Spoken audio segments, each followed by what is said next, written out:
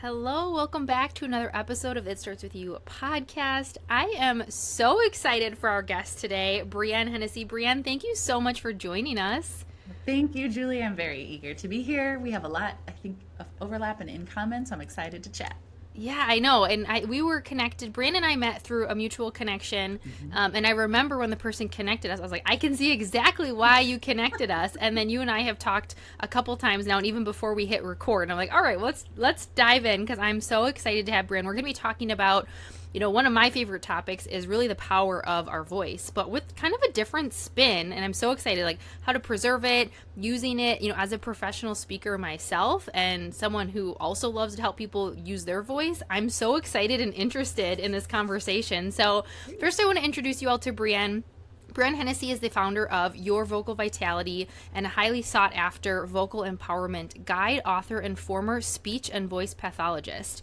Brienne believes our voices are a vital asset to our day-to-day communication, as well as a source of intuitive knowing. Ooh, I love that. I want to talk about that. She expertly guides leaders, executives, and entrepreneurs to communicate with clarity and presence, speak frequently without vocal strain, and be heard in any speaking situation. Brienne's clients have succeeded in protecting their voice from injury, increasing speaking stamina, and improved their assertiveness, which has resulted in more visibility, confidence, and ultimately profit for their businesses. Ooh, sign me up. She lives in Madison with her daughter, loves spending time at the lake, and got the chance to sing happy birthday to her brother inside a glacial cave in Iceland. Yeah, fun What? fact. Okay, wait a minute. Now, before I even get to my first question, I need the highlight reel of how did you find yourself in a glacial cave in Iceland singing happy birthday to your brother? In 2017, my family and I chose that as our family trip for the year to go to Iceland. It is incredible. I highly recommend it. The topography alone is so varied and so mysterious and amazing. And one of the tours that we chose to do was to go inside a cave inside a glacier. You actually hike down, you ride this big giant truck thing, monster truck thing to get on top of the glacier. And then you put these little special like metal boot things on your shoes, and then you hike into the glacier, What? and in Wow. that is this beautiful, so there's the pathway that the tour guide's taking you on, but then there's these beautiful like little offshoots and little places with water pooling or the ice hanging down. And then we got to a chapel room. There is a chapel room that they built with an ice bench and a couple other benches, and people have done wedding ceremonies there, for example. And so Wow. at one point the tour guide gave us a sense for the acoustics, and she starts singing in an Icelandic traditional song, and we were all just like, oh. And then at some point, somehow birthdays came up, and it did happen to be that day, my younger brother's birthday, and so happy birthday commenced, and it was Oh my gorgeous. goodness, that is amazing. I have actually have Yeah. heard Iceland is beautiful, and so I'm It's like I just stunning. wrote it down in my notes. Like, okay, add Good, it to the good. list. Iceland. What a Please do. cool story. I love that. Yeah, Oh my thanks. goodness. Okay, so Brand, so you have a background, in speech voice as a Mhm. speech voice pathologist. Look at me like little words, right? You're like, All Julie, I right. can help you with those words. That's okay. Um, and now you really are utilizing those skills. And so I'm really just curious, like, what first got you interested in this field? When I was in undergrad, I went to study marine biology. For those of you who are like 1980s, 1990 babies, like middle school and 1990s, marine biology was like the hot career of those high school years. And I went to University of Victoria, which is Victoria is just on the edge of Vancouver Island in British Columbia, Canada. Also another great spot to travel. Maybe through my first biology class, halfway through, I was like, no, this isn't for me. Meanwhile, I was taking an elective of linguistics. Mm, Loved it. And I was like getting into like the sounds and the acoustics and all of these different things. And so that immediately transitioned me into an undergrad in linguistics. As I was doing my third year acoustics class, there was a lab assignment that we had. And in the lab, on the little poster board, there was this Vocology Institute. And I was like, Vocology, what's that? And of the people presenting and mentoring at that institute, after their name, they had this CCC SLP. And I was like, I don't know what that is. So I looked it up. I was like, oh, interesting. So a speech pathologist, and they're studying voice. My lab project for that acoustics class was, do we have control over vibrato? So I was like, well, this is interesting. And around that same time, I had this sense that I wanted to be of support in some way with voice. It just kind of gradually, kind of organically came in. But then I had this moment of, I guess I would call it like a dream or a vision. I saw myself in the wings of what I can only describe as maybe not a traditional stage, but here I am, here's the person or the entity or whatever that I'm supporting. And so that's always felt really comforting in a way, like that's what I'm supposed to do. So fast forward to, I figured out what speech pathology programs really focused on voice. I was able to get into the top program at Iowa, in Iowa City, and University of Iowa. And then from there, really spent 14 years after that focused on all things voice, airway, both pediatric but mostly adult. And it was such a wonderful period of my life, because I was told actually at one point by a graduate school mentor, well, you can't do just voice. And I remember, Julie, like I didn't say this out loud, although I can be sassy. Internally, I was like, watch me. Watch me. Yeah, I love that. Those of Yeah. us who have that inner sass are like, okay. Yep. Noted. Okay, so that really spoke to me. So then I was able to work at Emory Voice Clinic, Vanderbilt Voice Clinic in Nashville, and then in Madison at UW Voice and Swallow Clinic, and it was awesome until it wasn't. To be honest. I was gonna say, so tell us more about, it's so interesting too. I love hearing about this because, so I have a degree in communication, interpersonal communication. Okay. And so, I took all these different courses in college on, speech and and I remember we had to take some classes, in different things and kind of navigating what we wanted. I know speech pathology was like, ooh, is that something that I might want to do? Yeah. So I love hearing about this. So tell me then about kind of that pivot of, you were doing this, and then you say it wasn't, so maybe there's a little story there. And also then what got you into what you're doing now, and what is it that you're helping people with now? Probably about 2015, 2016, I really started to get this itch and this urge to broaden how people could have access to our services. At that time, the clinic was probably booking out 2 or 3 months for new patients. Most people go, oh, it's a specialty clinic, no big deal.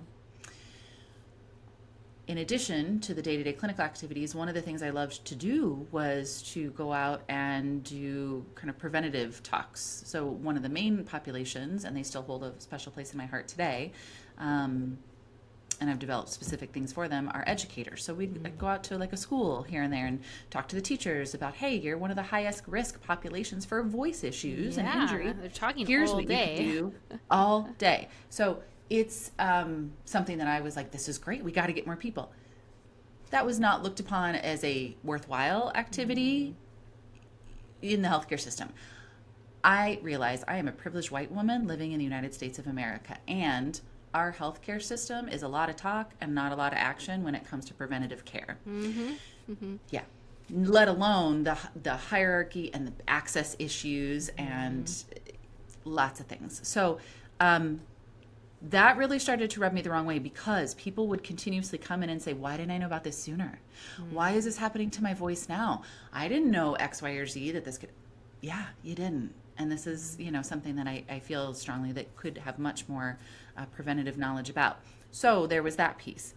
Then at some point around 2018, I became aware of this idea of, starting a business. At that time, I thought it would be like a private practice. I didn't even know that was an option my entire life. Yeah, unless you grow up with entrepreneurs, unless you grow up in a small business family. I was in the cohort of, you graduate, you go to college, maybe get the graduate degree, you get married, you have some kids, and you retire. You work till you retire. Okay. but things were getting so crunchy with just even leadership. I struggle when there are a lot of differences with those who are making the decisions versus those who are boots on the ground. And so when I discovered that there was a woman helping people start private practices, I was like, this is amazing. So I got that all set up, and by December 2019, I launched my business. So it's 5 years this month. Ooh, yeah, congrats. Thanks. It's wild to me. And by let's see, December, by March 2020, we all know what happened. Yeah. So that accelerated the decision making to take the leap. I actually took the leap to full-time business in September 2020. My parents were like, "I'm sorry, now? Like, is this what you're doing is this right now the time?" Okay. But then we look again at some of that access, that maybe less than stellar support for working mothers. I happen to be a single working mom, and it was just not okay. It was not acceptable what was going on, and it wasn't feasible for me in my situation. So I took the leap, and honestly, I remember there's that idea of like a vision again. My daughter and I were out in this little creek that was by our house that we used to like to play in, and she's like going along the rocks and up the creek a little bit, and I'm just kind of like stepping from my truck, and I just immediately had this, again, I'm very visual, so like vision of, people say you're going to leap and the net will catch you, but I immediately heard you're going to leap and be able to fly. And it was just that extra push I needed. Because then, as you know, and many of your audience knows, entrepreneurship is not for the faint-hearted. It's self-growth on steroids. Yes. And that's what I appreciated about as I was listening to some of your episodes too, Julie, and the way you curate how you approach this. It's tough. I'm in a tough season right now, for example. And I think not a lot of small businesses are transparent about that. So for those of you who are also still in corporate settings, if you're debating taking that leap, there's so many different pros and cons to it, but I still, even as I reflect this month on the 5 years, I'm still so glad I did it.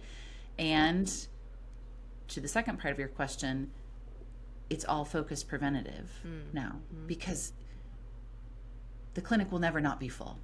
There will always be, whether it's people cheering too much at Packers games, I'm in Wisconsin, so whether they're cheering too much at Packers games, whether it's that educator who is now at a crossroads of, can I continue this career, whether it's a coach or a lawyer or someone who literally just had too much talking over noise and injured, even though they'd never had a problem before, whatever the case may be, there's always going to be business for them.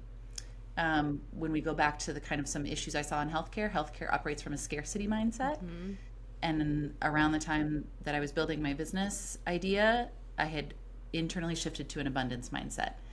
And that might seem like a simple switch, but those of us in entrepreneurship know that there's some deep work there. Yeah, it is. There's always like deeper things involved to this. There's like, so I jotted down, there's so many things, Brienne, of what you said that I want to dive into in like a couple different directions. So the first thing that I just want to acknowledge, and thank you for, saying about listening to the episode. I think one of the things that's really important to me, and it always really has been, especially when I bring guests on in my podcast, but in all areas of my business, is this just like transparency around, I don't think it behooves anyone if we try and mask like the hard parts of life. I mean, I'm obviously very transparent. Anyone who listens to my podcast, obviously I've had a lot of health things lately, and I share that.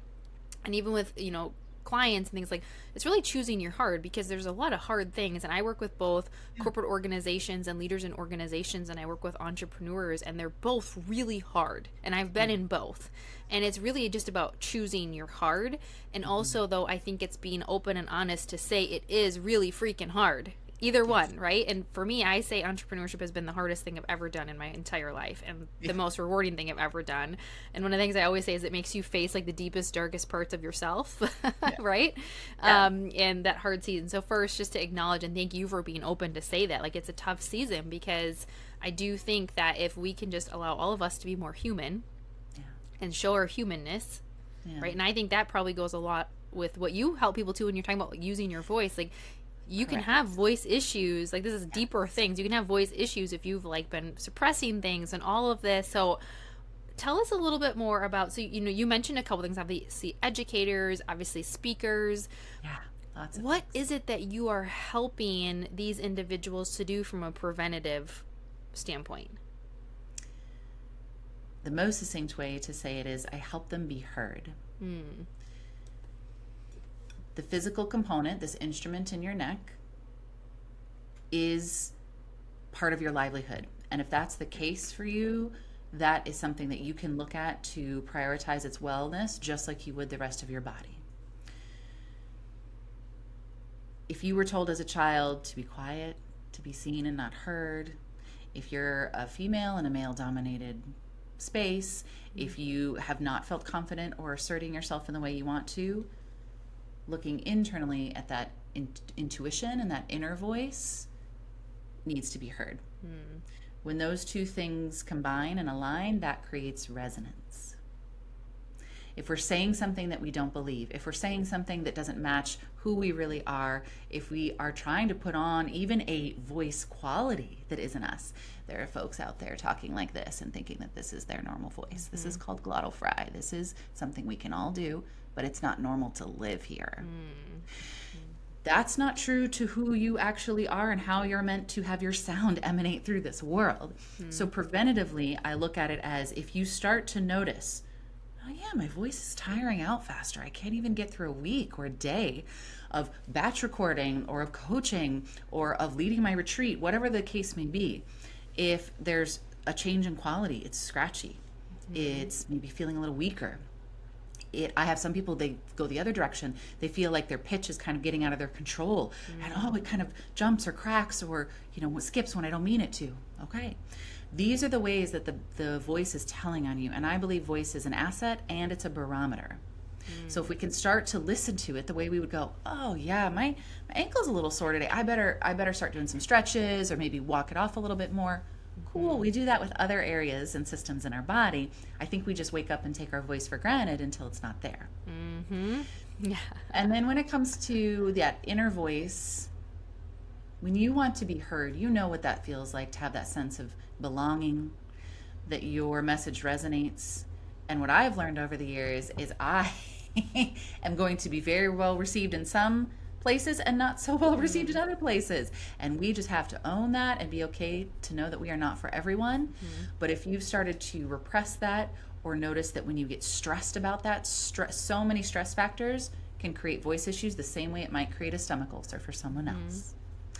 And so those are the body signals that I work with people on to be mindful of through breath, through voice, through mindset, and through that intuitive knowing, that depth and creation of how are you going to truly tune in and listen, speak from that place, and create a wellness routine for yourself that allows you to get through that entire work week or that entire 8-hour day, plus read to kids at night, plus go to social events and networking events, while also trusting that, you know what? I said what I needed to say. I was heard today. And if I wasn't, I am still whole and worthy no matter what.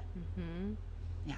Oh, so many things. It's so interesting too when you talk about, we just like keep pushing through until it's like your voice. And again, as a speaker, and for anyone listening who is a speaker, does presenting, does has important meetings you have to go to, has podcast recordings, has to present to the board.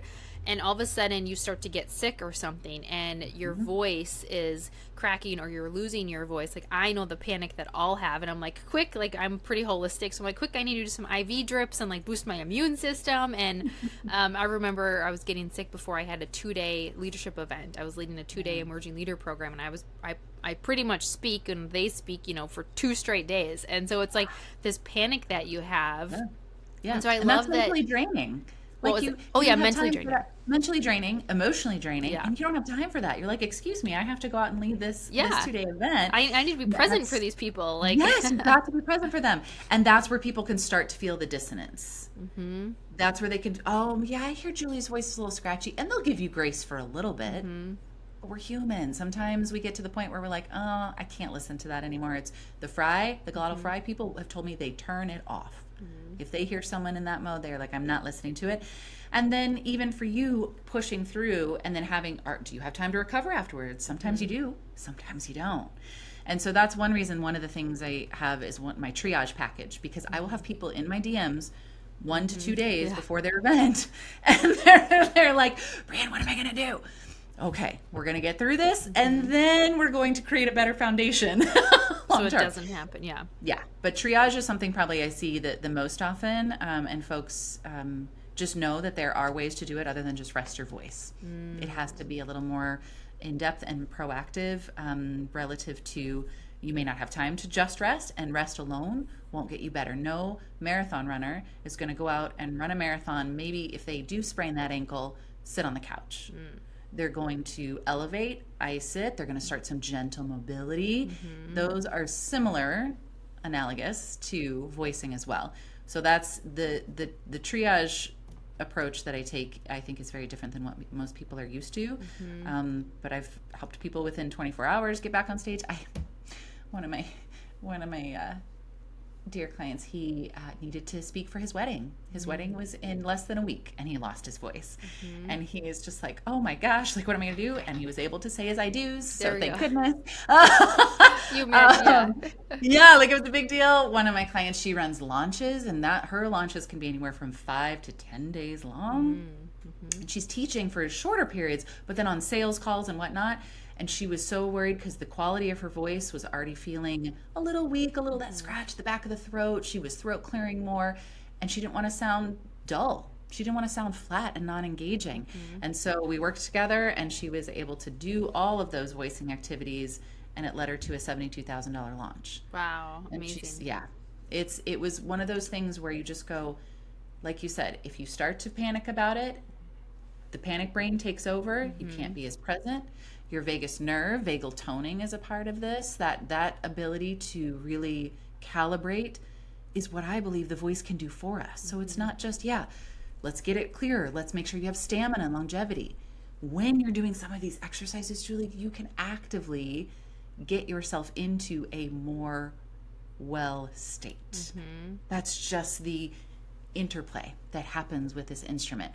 And that's what I love about it for people who come with that sense of, I know there's something my voice can do for me than just speak. It can fuel that sense of a deep well-being, a deep internal knowing. That's just what always kind of comes through for that. I love that so much, and I was jotting down. I love that you take this approach of this whole wellness perspective, because I think for some people listening who might not like be as into maybe that intuition, or we're talking about like this gut, like you might just be thinking, okay, it's just my voice. We all have it, right? You said take it for granted until we lose it.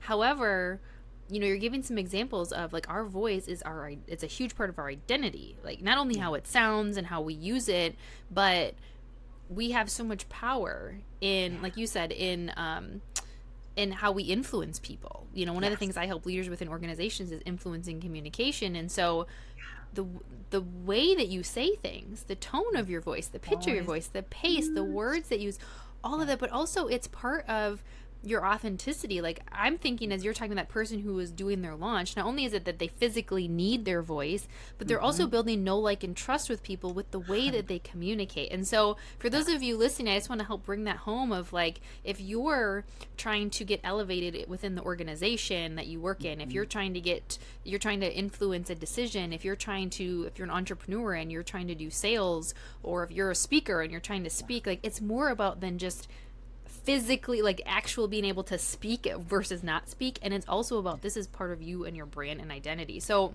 Exactly. Brienne, what are some things that you mentioned like a couple things, but can you give us like a teaser of like, what are some things that people could be doing now to maybe help care for their voice, like even just on their own? Like what are some things that people should be thinking about because of things that you've seen people, either mistakes they've made that you're like, ooh, don't do that, or some tips you have for us?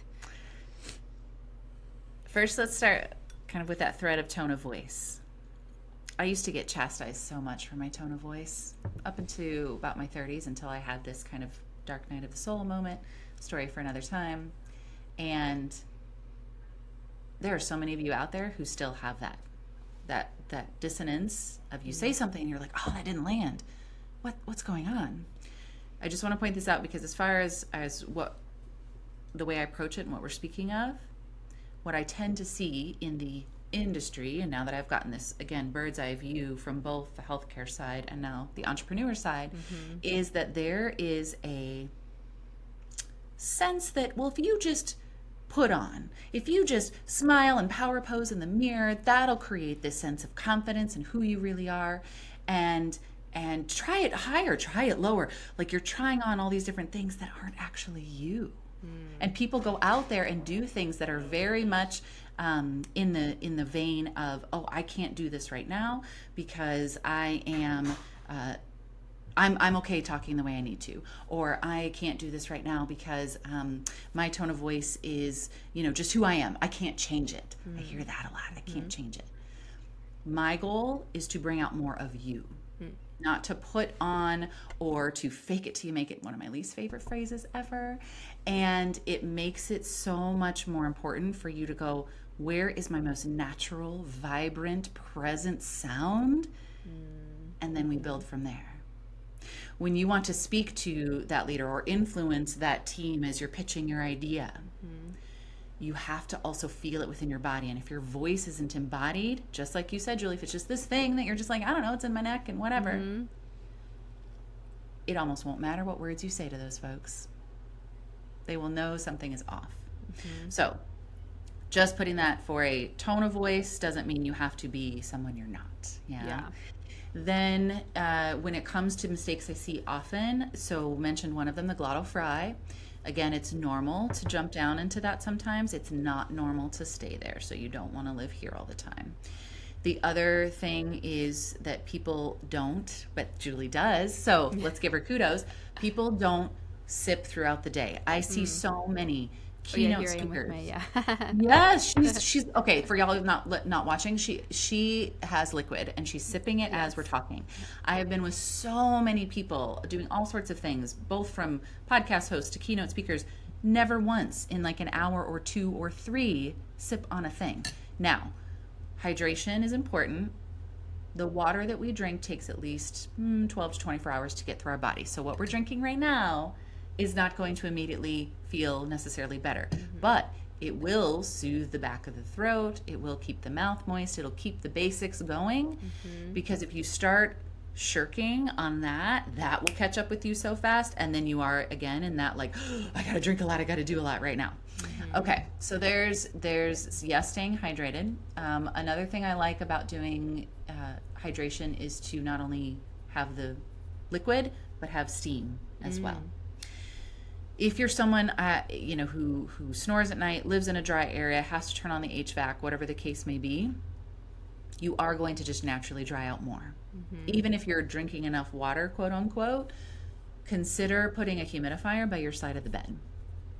What are we doing? We're trying to soothe first just the environment that your voice lives in and your airways. And for those of you with allergies and drainage and all of these things, let's just make sure that we're starting from a soothed space. So for those of you who have access to, well, all of you will, to the show notes, I'll put my link there where it'll have like a comprehensive list of these kind of environment soothing tips that you can use. Because it's one thing to say, okay, yes, I want to get my physical voice sounding strong and lots of stamina and feeling good.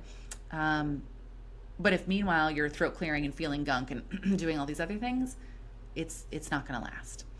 The other thing I see folks do a lot that I think is a misconception is that just talking warms up your voice.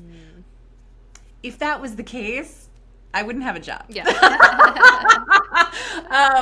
And when we think of this as a physical mechanism, the air, the voice, and the resonance and how it's balanced need to be working efficiently. If it's off kilter, even just a couple degrees, that's going to keep you in a certain rut or habit way of speaking that may, again, not be your optimal, or like we've been talking about, sets you up for those sprint times, right? Maybe you're someone going, I just had a talk the other day, and I have people create like a vocal inventory, like how much do you actually speak in a day, in a week? Oh, And some of them interesting. are like, oh, some days I don't speak at all. I don't have a lot of meetings, but 3 days of the week it is back to back to back. And I said, exactly. You don't want to forego caring for your voice and warming up on those quiet days, because again, you're asking your instrument to go from 0 to 60. And so those are just some strategic ways I encourage people to look at your day and your week, because if you can say, you know what, I think I'll email there instead of call that person if I can. I think I'll text a little bit more, because you have a threshold. Everybody does. This is a very resilient instrument, but it's not invincible. So you want to be able to say, how can I be strategic if I have a big event or long talking period, or, ooh, I was at the bar last night and it was real noisy and I was talking over that noise and I don't have much voice today. We've all been there. Okay, no panic. How can we just kind of lay out the plan for the day and the week onward? I love that. And I love too what you're sharing. So I jotted down, obviously, like people staying hydrated. Obviously there's so many benefits to that, right? But like really So many. sometimes it's the simple, this is the thing, is sometimes it's the simple things that Yeah. we all just need reminders of, because those are Yep. the simple, like all these are the building blocks to help. And Yep. so even just staying hydrated, I love like the idea of the steam, the humidifier. I mean, for me, I notice definitely, and I do a lot of talking all the time. I'm pretty much always on meetings or on podcasts or with clients or speaking or things like that. There's very few days that I don't have a lot of talking. Right. But like the days that I'll be back to back to back, you can tell by the end, it's just like, oh gosh, like, so you have to make sure you're planning for that. Yep. And also, one thing I want to highlight about what you're talking about, just from the confidence perspective, I had a speaking event not too long ago, and my voice was off. I was in I had traveled a lot, and I could feel it was kind of strained. And Yeah. I remember feeling so self-conscious for that event, because it sounded like my voice, it sounded like nerves. Yeah. One of the things people tell exactly. me a lot is like, oh, I'm nervous getting speaking in front of people, and so then they feel like Yeah. their voice shakes, and that knocks your confidence. But it was just my voice was starting to go, and then I started getting in my head, because I'm like, oh, people probably think I'm nervous, because it's like, I was like, really, it's just dry. And so Yeah. it's so interesting how those are tied together, and so just the Yes. importance for us to take care of it. Yes. And so I love too that you have people, this vocal inventory, have people look at their list. That might be something for those of you listening to be like, oh, I'm going to look at like my week and just Yeah. see how much I actually am talking during the week. Exactly. And start trying, like maybe for you it's literally just like, oh yeah, you know what, I should have more water next to me during the day, or maybe I should The get that visuals are helpful. humidifier. Yes, the visual is helpful, right? Have your water bottle. I would say a hot tip is to also put, if you like it, lemon or lime in it. So the anything tart or sour will help activate the salivation. Interesting. Again, yeah. So keeping that moisture in the mouth. Now, some people don't like tart or sour. Fine. Grapes, watermelon, cantaloupe, pineapple. Even if you have little bits of that, like if you are doing something, you have it on a bowl. Once in, again, all the years. When I watch keynote speakers or people doing workshops or something, they may have, again, that water bottle there, but never touch it. I once saw one have a little dish and have the green apple slice, like pieces in there, which is perfect. So interesting. I didn't Because know that the one. way their talk was structured, it wasn't disruptive, right? Right. It's hard to explain right now, but it just worked. So I'm not saying everybody has to do that, but those are the types of fruits and natural ways to just keep things flowing through here. It's going to cut through that gunk when you feel cotton mouth, when you're like, I'm nervous and I'm all dry and all of these things. Don't drink olive oil, please. Don't think that potato chips will help. Is that a thing? lubricate. Are these misconceptions we need These are to bust right now? misconceptions for lubricating. Yeah, lubricating the throat. No candy that you suck on. None of this is touching your vocal folds. Please remember, if it is and you are choking, we need to have a different conversation. So like you said, these are just simple ways to go, you know what? I'm just going to make this 1 degree change. What do we know about that? You start heading in a whole brand new direction, right? By the time you're implementing those consistently, build it into your day. And yeah, visuals are huge for that kind of thing. What would you say, so as we start to wrap up, what would you say when you think of like clients you've worked with who've really, they've worked with you, they've implemented these things, like what are some of the biggest shifts or changes that you've seen when people really take care of this tool that they have. Yeah. One of my clients, the one who I mentioned about the launch success, Lonnie, she says she calls it her game-changing instrument now. That she loves the awareness that this instrument has changed the game for her, and she is a woman who had run hospitals as a CEO, who had been a nurse as a background, so she talked a lot. She had a presence coach, a confidence coach, like 20 years ago to try to help her, feel into to her power. And still, she learned so much more about herself now because our voices evolve. And so we need to recognize that as well. I had a client, Emmy, she's a holistic health coach. So again, she's coming in knowing a lot of great ways to support her own wellness. And yet she couldn't get through a 20-minute live stream. That's how she connected with her audience. But her voice was fading, it was feeling weak. And so even within the first 6 to 8 weeks, she started to not only have a stronger sound, could do the live streams, and take calls with potential clients afterwards, but she started feeling more confident to book workshops again because she'd been putting those off the same like you described. You just don't feel yourself fully. And she describes it as we work a lot on this depending on at what stage the client is in over a 6-month period, trusting and embodying her voice. The moment you trust yourself and when you make that sound, it matches, you can speak it all day in your head. It's not enough. Yes. Yep. Got to be able to take that sound, play with it, have fun with it, do something with it, because that literally does ripple out. The acoustics of this wave of sound is rippling out. And the more you can take that, love it, and enjoy having fun with it, the more it'll actually show up for you when you're ready. Oh, I love those words. Like just that, yeah, trusting and embodying. Yeah. And so amazing. We do some fun stuff with that. Oh, Brienne, thank you so much. So last 2 questions. Thank The first you. one that I love to ask all of my guests is the name of the podcast is It Starts With You. I feel like you even started to kind of segue into that with what you were just talking about. But in a few words, what does It Starts With You mean to you?